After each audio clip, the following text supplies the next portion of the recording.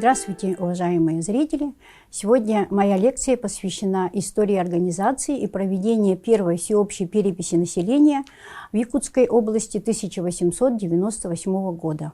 В Российской империи всеобщая перепись населения была проведена всего один раз. Это в 1897 году. Эта перепись охватила всю страну, в том числе и Якутскую область. До тех пор учет населения проводился чисто с фискальным характером. Такие были все 10 ревизий, которые были проведены в России.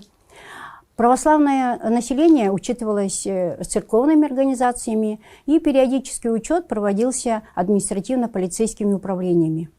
В 30-х годах XIX века в России были организованы специальные организации. Это статистические комитеты, которые занимались исследованиями в области статистики. Они проводили также переписи населения в крупных городах, в Москве, Санкт-Петербурге. И ими руководили такие видные ученые, статисты, такие как Тройницкий, Бушин, Кеппин, Семенов-Тиньшанский, Ясон и другие. О том, что необходимо провести всеобщую перепись населения, было понятно всем. Правительству было предложено два варианта проекта. Первый проект был предложен командой под управлением Бушина, который назывался «11-я перепись», в основе которой лежала как раз и прежняя ревизия. Второй проект был предложен Петром Петровичем Семеном-Тиньшанским. Его команда предлагала провести перепись на основе учета западноевропейской статистики, а также на основе изучения переписей, которые проходили в нашей стране в 60-х годах XIX века. После долгих дискуссий было решено взять за основу как раз второй проект. Долго, 20 лет, шла подготовка к этой переписи, и только в 1895 году была организована главная переписная комиссия под руководством министра внутренних дел сенатора Горемыкина. По всей стране стали создаваться переписные комиссии. В Якутской области также была создана переписная комиссия во главе с губернатором Владимиром Николаевичем Скрипицыным. В состав комиссии вошли известные люди, которые участвовали в организации во многих мероприятиях. Одним из них был, например, секретарь статистического комитета Андрей Иннокентьевич Попов. Он участвовал во многих этнографических исследованиях, занимался пропагандой статистической литературы, а также занимался статистическими исследованиями. Вообще о переписи много говорили в стране. У нас в Якутии, например, была такая проблема.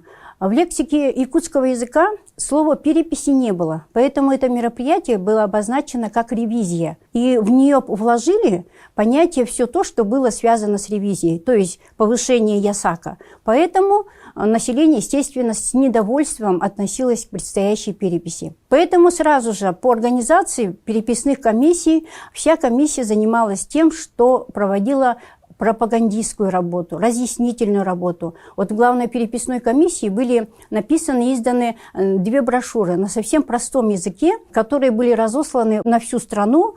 А в Якутии, например, было принято такое решение, что на всех сходах, собраниях говорить, рассказывать о предстоящей переписи на якутском или на родном языке. Также все листовки нужно было публиковать и распространять их тоже на якутском языке. Вся Якутская область была разделена на 5 переписных участков. Ну, это по территориальному делению. Это Якутский округ, Алекминский, Вилюйский и 2 северных – Колымский и Верхоянский. Во главе стояли окружные исправники. Также, вообще, на самом деле, самая большая проблема в проведении переписи у нас в Якутии была – это найти грамотных людей, которые были бы способны заполнить переписной лист.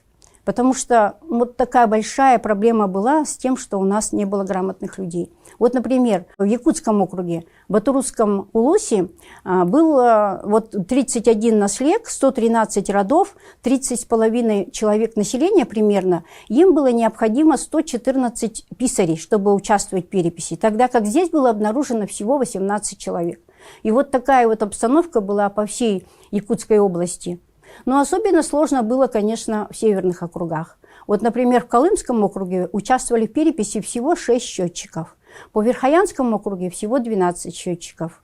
Вот что нужно было сделать в таких вот трудных условиях? Тогда переписная окружная комиссия, областная комиссия попросила главную переписную комиссию для того, чтобы разрешить принимать участие в переписи в качестве счетчиков полицильных. Это разрешение было получено. И вот, например, в Якутском округе приняли участие в переписи 11 полицильных, в Вилюйском округе 6 полицильных. Например, в Колымском округе в это время работали над своими научными исследованиями, изучали коренные народы Владимир Ильич Йохальсон, он изучал юкагиров, и Владимир Танбагарас, который изучал чукчей. И в архивных материалах есть прошения этих людей, которые хотели получать финансирование для продолжения своей работы, этнографической работы.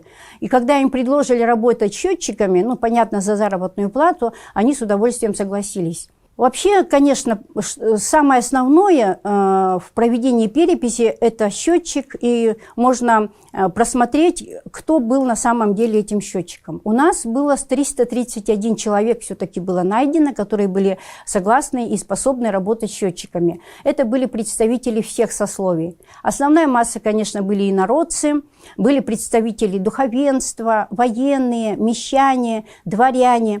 Вот по поводу духовенства можно отметить, что церковь активно приняла участие в этом мероприятии.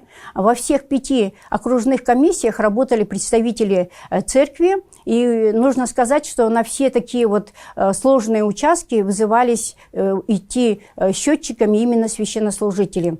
Среди счетчиков были 2 женщины, можно отметить. Это одна девушка была из Алекминского округа и женщина в Якутском округе. Очень многие работали бесплатно. Вот в архиве хранятся документы, где люди пишут, счетчики, что денег мне не надо, дайте мне медаль. Так что вот очень много людей работали бесплатно. Счетчиками были также писари, основная масса, конечно, писари. Но тут тоже такое дело было, что всех писарей заставили работать. Конечно, тут была проблема, насколько достоверно они работали, насколько качественные показатели они получили в результате переписи. Потому что, ну как, человека заставили работать. Но основная масса писарей понимали свое дело, поэтому работали более активно и качественно. Особенности проведения переписи в Якутии были связаны прежде всего, конечно, природно-климатическими условиями. Это огромная территория, бездорожье. И дело в том, что перепись населения должны были начать 27 января 1897 года. Как вы понимаете, это самый холодный период в нашем регионе. И поэтому было решено в некоторых районах за начало переписи считать предварительную работу, которая началась в ноябре месяце. В ноябре месяце уже замерзают реки, таким образом устанавливается связь. Затем, значит, выпадает снег не очень глубокий.